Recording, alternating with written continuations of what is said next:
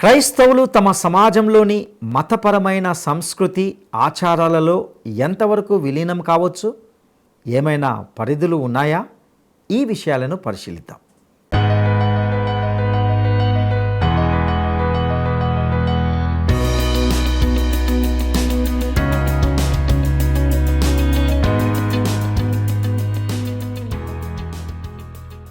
క్రీస్తునందు ప్రియమైన ప్రేమధార టీవీ వీక్షకులందరికీ మన రక్షకుడైన యేసు క్రీస్తు ప్రశస్తమైన నామంలో శుభములు తెలియజేస్తున్నాం. నేటి మన ధ్యాన భాగంగా 1 కొరింథీ పత్రిక 8వ అధ్యాయాన్ని ధ్యానించుకుంటాం. ఇందులో పౌలు మరొక సమస్య వైపు మళ్ళినట్లుగా చూస్తాం. ఇది విగ్రహాలకు అర్పించే మాంసాన్ని తినడంపై పరిమితుల గురించి చెప్పబడింది. పౌలు యొక్క ప్రతిస్పందన 8వ అధ్యాయంలో మొదలై 10వ అధ్యాయం చివరి వరకు కొనసాగుతుంది.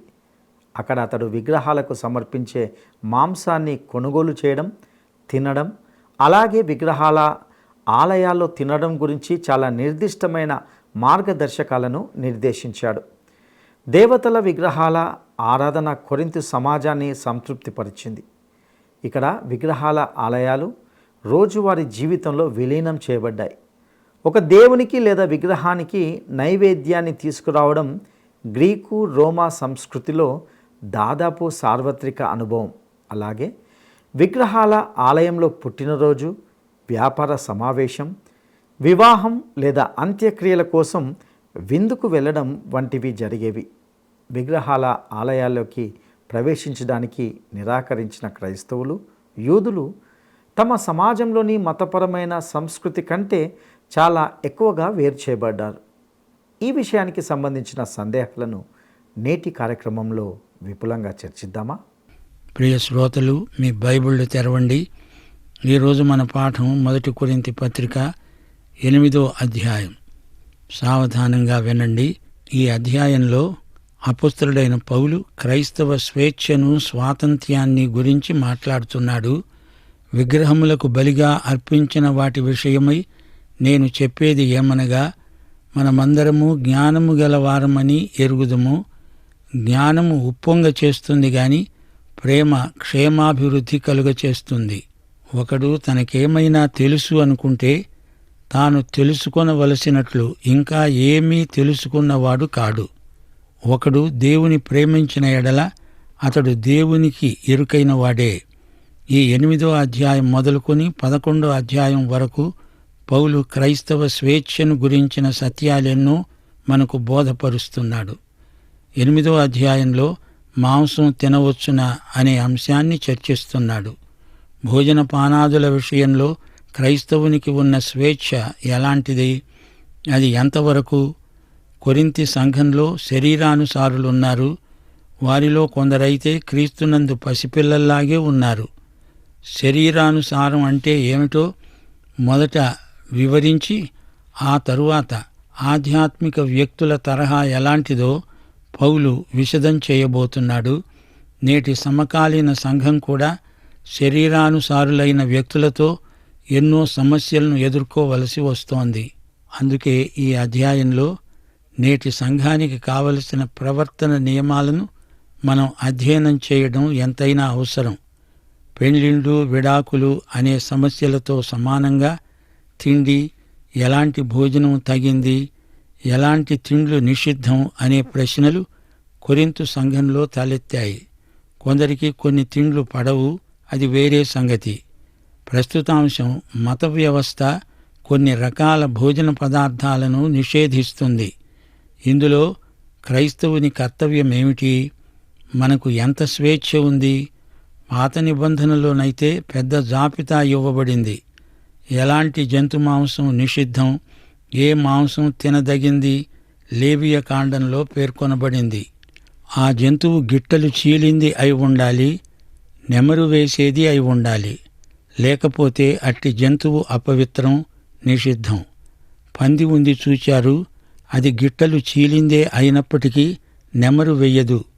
కొన్ని పక్షులు, జలచరములు కూడా ధర్మశాస్త్రం ప్రకారం నిషిద్ధమే. ద్వితీయోపదేశకాండం 14వ అధ్యాయంలో కూడా ఈ వివరాలున్నాయి. కొన్ని మతశాఖలు ధర్మశాస్త్రీయ ఆహార నిబంధనలను తూచా తప్పకుండా పాటిస్తారు. ఎందుకని దేవుడు ఇశ్రాయేలు జాతికి అన్ని ఆహార నియమాలు పెట్టాడు? దానికి కారణం దేవుడే చెప్పాడు. ద్వితీయోపదేశకాండం 14వ అధ్యాయం 1-3 వరకు. మీరు మీ దేవుడైన యెహోవాకు బిడ్డలు గనుక చనిపోయిన వాడెవణ్ణి బట్టి మిమ్మును మీరు కోసుకోకూడదు, మీ కనుబొమ్మల మధ్య బోడి చేసుకోకూడదు. ఏలయనగా నీ దేవుడైన యెహోవాకు నీవు ప్రతిష్ఠిత జనం, మరియు యెహోవా భూమి మీదనున్న సమస్త జనములలో విశేషముగా తనకు స్వకీయ జనమగునట్లు నిన్ను ఏర్పరచుకున్నాడు. నీవు హేయమైనది ఏదీ తినకూడదు, మీరు తినదగిన జంతువు లేవనగా అంటూ దేవుడు పెద్ద జాబితా ఇచ్చాడు. ఆహారం మన ఆరోగ్యానికి ఎంతైనా అవసరం. వైద్యులు రోగులకు పథ్యం పెడతారు. వారు కొన్ని ఆహార పదార్థాలు తినకూడదు. బైబిలు తాగుబోతుతనాన్ని నిషేధిస్తుంది. కొన్ని ఆరోగ్యానికి భంగకరమైన అలవాట్లున్నాయి.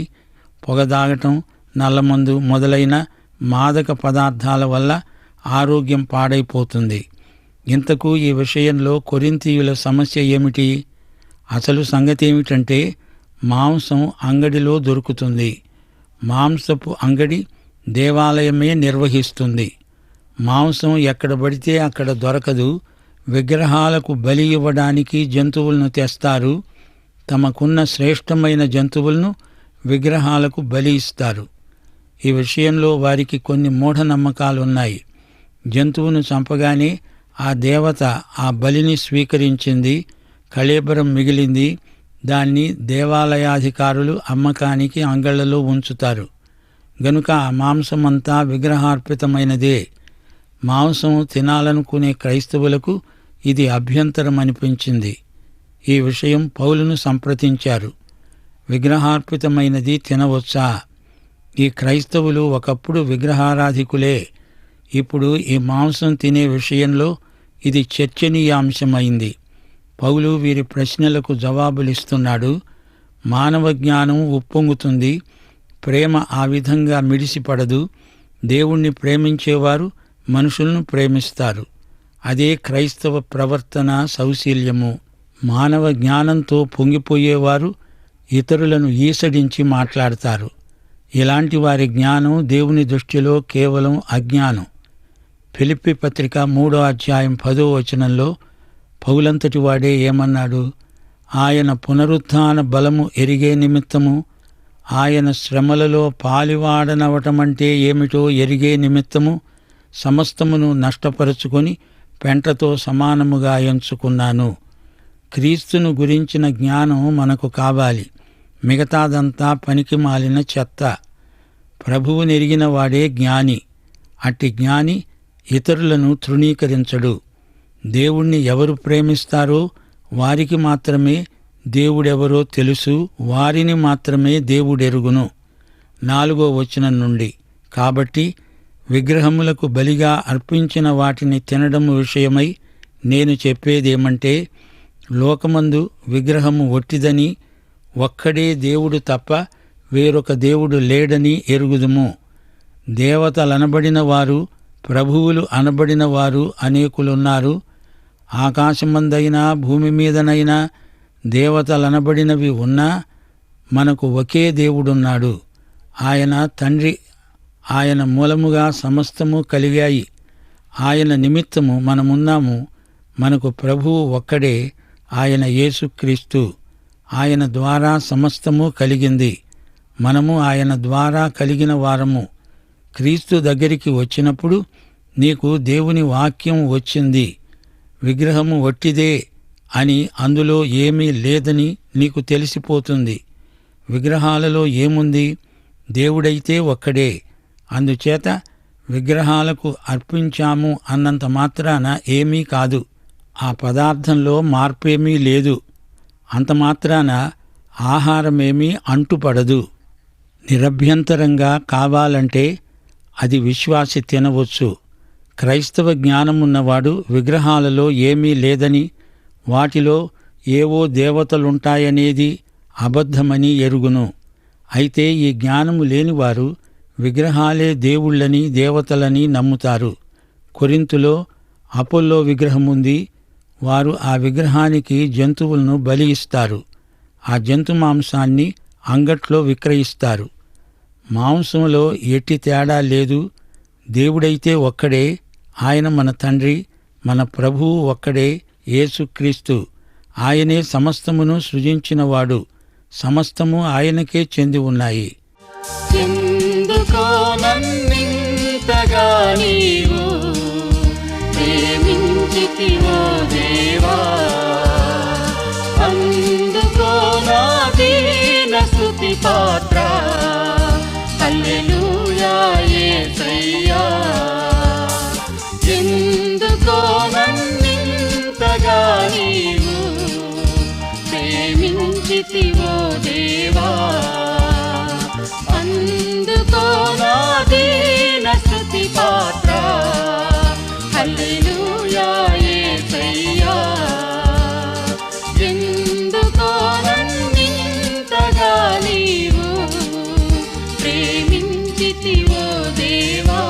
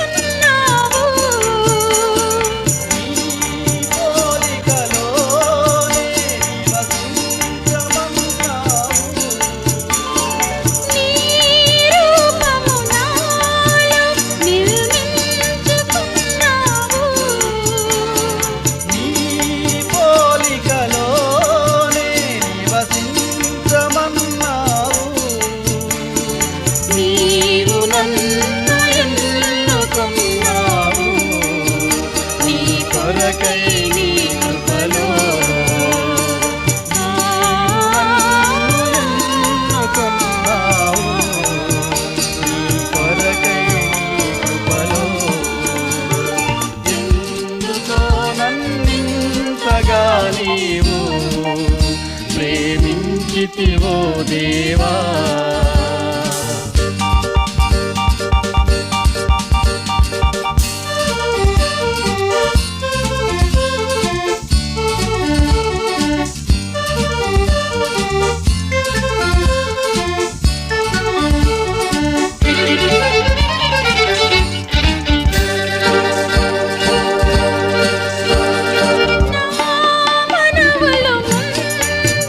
నీ మనసులో నెరవేరే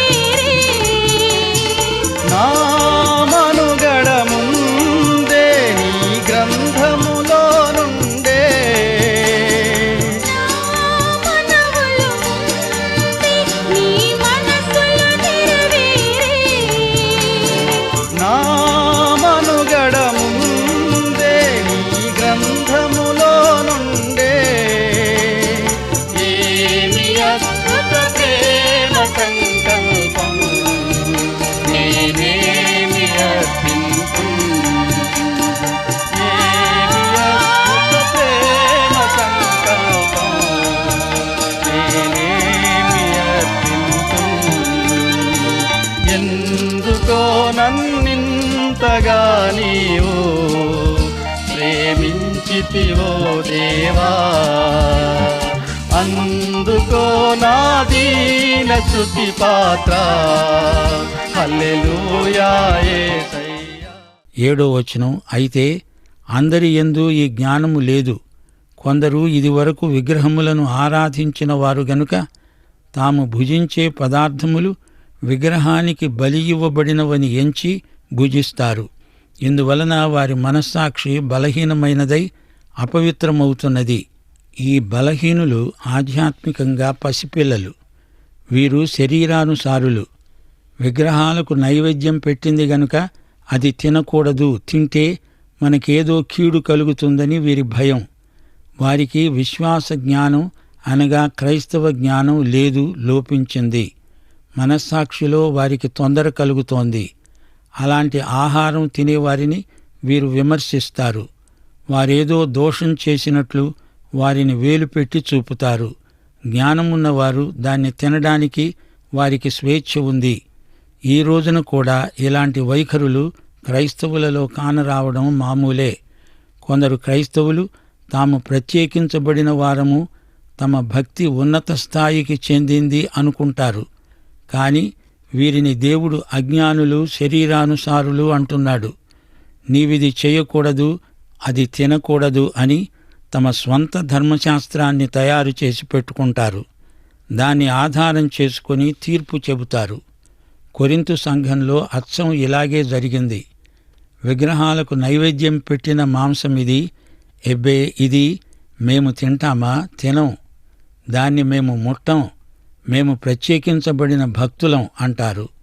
ఈ ప్రత్యేకత భక్తి అనిపించుకోదు, అది వారి అజ్ఞానం మాత్రమే. 8వ వచనంలో పౌలు ఒక గొప్ప సత్యాన్ని వెల్లడి చేస్తున్నాడు. భోజనమును బట్టి మనము దేవుని ఎదట మెప్పు పొందము. తినకపోయినందున మనకు తక్కువ లేదు, తిన్నందున మనకు ఎక్కువ లేదు. ఈ ఆహారం ఏదైనా సరే దీనికి దేవునితో మనకున్న సంబంధానికి పొంతనే లేదు. నీవేమి తిన్నా అది దేవునికి అనవసరం. మీకు జ్ఞాపకముందా? మొదట్లో సీమోను పేతురుకు ఇదే మనస్తత్వం ఉండేది. మోషే ధర్మశాస్త్రం కింద పెంచబడినవాడు. ధర్మశాస్త్రం ప్రకారం కొన్ని ఆహారాలు అపవిత్రం, నిషిద్ధం. మిద్దె మీద ప్రార్థనలో ఉండగా అతనికి ఒక దర్శనం కలిగింది. ఒక దుప్పటి పైనుండి దిగివచ్చింది. లే, ఆ దుప్పట్లో వాటిని చంపుకొని తిను అని దేవుని స్వరం వినిపించింది. అపొస్తలుల కార్యములు 10వ అధ్యాయం 14వ వచనంలో పేతురన్నాడు, వద్దు ప్రభువా, నిషిద్ధమైనది, అపవిత్రమైనది ఏది నేనెన్నడూ తినలేదు. చూచారా, పేతురు ప్రభువా అంటున్నాడు, కాని భోజనం విషయంలో మాత్రం ఆయన చెప్పింది వద్దు అంటున్నాడు. అందుకు ప్రభువేమన్నాడు? దేవుడు పవిత్రము చేసినవి నీవు నిషిద్ధమైనవిగా ఎంచవద్దు. అనగా ఈ జంతువులలో పవిత్రము, అపవిత్రము అనే భేదమేమీ లేదు. ధర్మశాస్త్ర యుగం కాదిది, కృపాయుగం. నీకేది కావాలో అది తిను, దేవుడు ఆశీర్వదిస్తాడు, అంతే. నీ కడుపు సహించగలిగింది, నీకు సహించింది, మనస్సాక్షిలో ఎట్టి తొందర లేకుండా తిను. దేవునికి కృతజ్ఞత చెప్పు. మాంసం తింటే తిను, లేకపోతే మానేయి. నీ భక్తిని కూటికుండలో పెట్టవద్దు. కొన్ని భోజన పదార్థాలు నిన్ను భక్తుణ్ణి చేస్తాయంటే అది సైతానీయ అబద్ధం అని పౌలు స్పష్టం చేస్తున్నాడు. క్రైస్తవ స్వేచ్ఛను జ్ఞానయుక్తంగా ప్రయోగించాలి. 9వ వచనం, మీకు కలిగి ఉన్న ఈ స్వాతంత్ర్యము వలన బలహీనులకు అభ్యంతరము కలుగకుండా చూసుకోండి. అసలు మాంసం తినవచ్చా తినకూడదా అనే ప్రశ్నే లేదు. కాని ఇతరులకు అభ్యంతరం కలిగించేవి మానేయడం మంచిది. నీకు జ్ఞానముంటే సరే, ఇతరుల పట్ల ప్రేమ ఉండాలి గదా. బలహీనుడైన నీ సోదరుని పట్ల సానుభూతి, ప్రేమ నీకున్నాయా అని దేవుడు అడుగుతున్నాడు. నీ స్వేచ్ఛ నీ పొరుగువాణ్ణి నీకు దూరం చేసే పక్షంలో నీ జ్ఞానం దుర్వినియోగమైంది అని అర్థం. 10వ వచనం, జ్ఞానము గల నీవు విగ్రహాల ముందు భోజన పంక్తిని కూర్చుండగా ఒకడు చూచిన ఎడల బలహీనమైన మనస్సాక్షి కలిగిన అతడు విగ్రహములకు బలి ఇయ్యబడిన పదార్థములను తినడానికి ధైర్యం తెచ్చుకుంటాడు గదా. క్రైస్తవ సేవలో ఉన్న మనము కొన్ని చేయము, మానేస్తాము. ఎందుకని? అవి ఇతరులకు అభ్యంతర కారణము గనుక. మనం మానేసినవి మంచివని కాదు, చెడ్డవని కాదు. ఇతరులకు ఈ చిల్లర విషయాలను బట్టి ఎందుకు దూరమవ్వాలి? ప్రభువును బట్టి మనమందరికీ సన్నిహితులమై ఉండాలి. నాయకత్వంలో ఉన్న క్రైస్తవులు ఇతరులతో తమ సంబంధాల విషయమై జాగ్రత్తగా ఉండాలి. చేయడానికి మనకు స్వేచ్ఛ ఉన్నా మనకు క్రైస్తవ జ్ఞానం కూడా ఉండాలి గదా.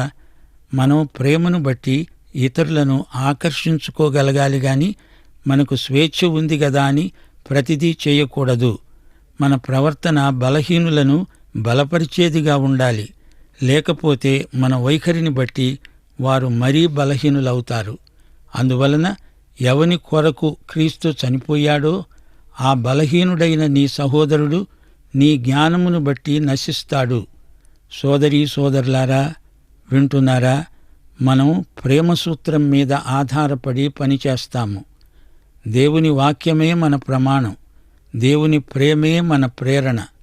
మనం చేసే ప్రతి పని బలహీనులకు చేయూతనిచ్చేదై ఉండాలి. పొరుగువారిని ప్రభువు వైపునకు ఆకర్షించాలి. జ్ఞానముంది గదా అని ఉప్పొంగిపోకూడదు. ఇతరులతో నాకేం పని అన్నట్లు వ్యవహరించకూడదు. 12వ వచనం, ఈలాగు సహోదరులకు విరోధముగా పాపము చేయడము వలన, వారి బలహీనమైన మనస్సాక్షిని నొప్పించడము వలన మీరు క్రీస్తుకు విరోధముగా పాపము చేసిన వారవుతున్నారు. కాబట్టి భోజన పదార్థము వలన నా సహోదరునికి అభ్యంతరము కలిగిన ఎడల నా సహోదరునికి అభ్యంతరము కలుగచేయకుండా ఉండేటందుకు నేనెన్నటికీ మాంసం తినను అంటున్నాడు పౌలు. ఒక బలహీన సోదరుడి పతనానికి నీవు కారణం కాకూడదు. మనం చేసే ప్రతి పనికి ప్రేమే అసలైన ప్రేరణ.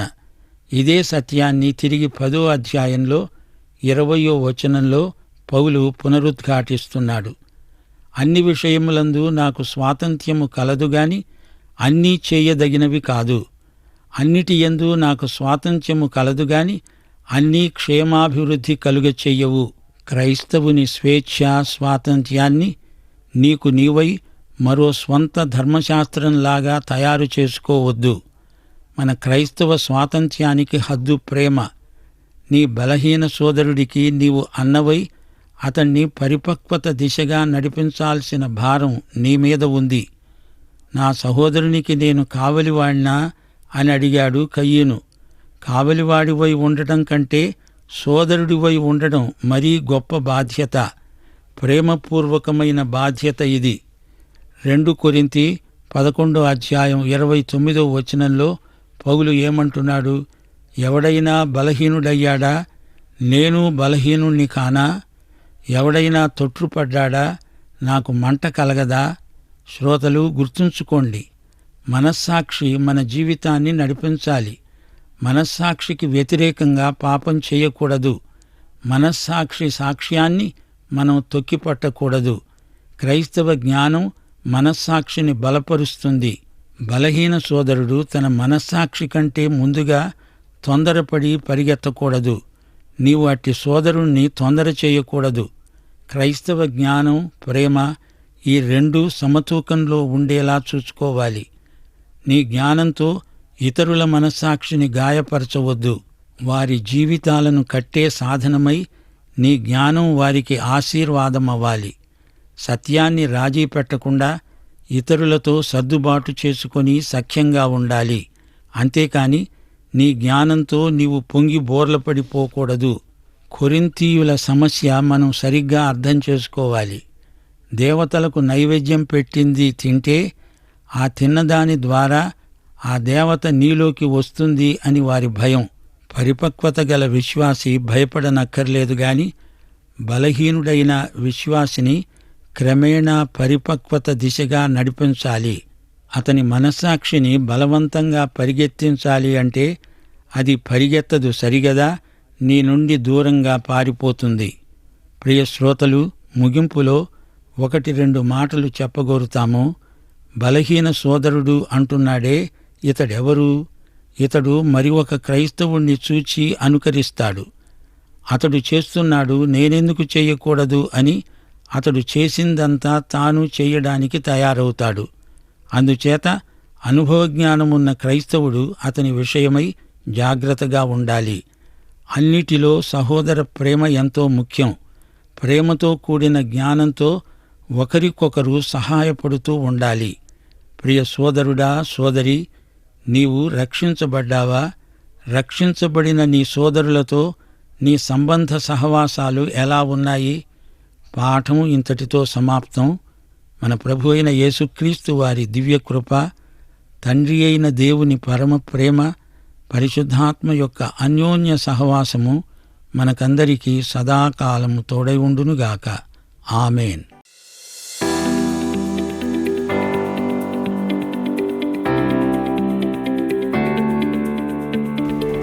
జ్ఞానం ఉప్పొంగ చేస్తే ప్రేమ ఏమి చేస్తుంది? జ్ఞానం ఉప్పొంగ చేస్తే ప్రేమ ఏమి చేస్తుంది? 1. అణచివేస్తుంది. 2. ఆదరణనిస్తుంది. 3. క్షేమాభివృద్ధి కలుగచేస్తుంది. ఈ ప్రశ్నకు సరైన జవాబును ఈ వాట్సాప్ నంబర్కు పంపండి. ప్రియులారా, కొరింథీలోని కొంతమంది క్రైస్తవులు అన్యుల కుటుంబాల కార్యక్రమాల కోసం విగ్రహాల ఆలయాలకు హాజరు కావడంపై పౌలు ఆంక్షలను వెనక్కి నెట్టడంలో ఆశ్చర్యం లేదు. దైనందిన జీవితంలోని ఇతర భాగాల మాదిరిగానే ఈ అభ్యాసాలు వారికి సాధారణమైనవిగా అనిపించాయి. విగ్రహాలకు సమర్పించిన ఆహారాన్ని విగ్రహాల ఆలయాల్లో తిన్నారు, కానీ మిగిలిపోయిన ఆహారాన్ని కూడా సంతలో విక్రయించారు. క్రైస్తవ విశ్వాసంలోనికి మారడానికి ముందు చాలామంది విగ్రహాలను ఆరాధించిన క్రైస్తవులు ఎదుర్కొంటున్న ప్రశ్నలు: ఏ పరిస్థితిలోనైనా విగ్రహానికి సమర్పించింది ఏదైనా తినడం, ఎవరైనా విందులో వడ్డిస్తే అది సరైనదేనా, అది విగ్రహార్పితం అని తెలియకపోతే ఎలా? ఇలాంటి ప్రశ్నలు ఎన్నో ఉంటున్నాయి. ప్రియులారా, విగ్రహాలు నిజంగా ఉనికిలో లేవని, నిజదేవుడు ఒక్కడే అని మనం గుర్తించాలి. సృజింపబడిన సమస్తం ఒక దేవుని వలననే సృజింపబడింది గనుక సృష్టిలో ఉన్నది ఏదైనా తినడానికి ముందు ఆ సృష్టికర్తను స్తుతించి తినడం వలన ఏ పాపము అంటదు. కొంతమంది క్రైస్తవులు, ప్రత్యేకించి విగ్రహారాధన నేపథ్యం నుండి వచ్చిన వారు, విగ్రహాలకు నిజమైన శక్తి లేదని పూర్తిగా నమ్మరు. వారు మంచి మనస్సాక్షితో ఆహారాన్ని తినలేరు. వారి మనస్సాక్షి బలహీనమైనప్పుడు వారి మనస్సాక్షిని ఉల్లంఘించడం పాపం చేయడమే అని పౌలు చెప్పాడు. బలహీనమైన మనస్సాక్షి ఉన్న క్రైస్తవుల మనస్సాక్షిని నొప్పించకుండా మనము జాగ్రత్త పడాలి. అయితే ఏ వ్యక్తి కోసం క్రీస్తు చనిపోయాడో ఆ వ్యక్తిని గురించి ఆలోచించి విగ్రహాలకు అర్పించిన వాటిని తినడం గురించి మనము ఆలోచించాలి. ఈ సత్యాలు మన జీవితాలకు అన్వయించుకుంటూ బ్రతకడానికి, జీవించడానికి ప్రభు మనకు సహాయం చేయనుగాక. దైవాశీస్సులు.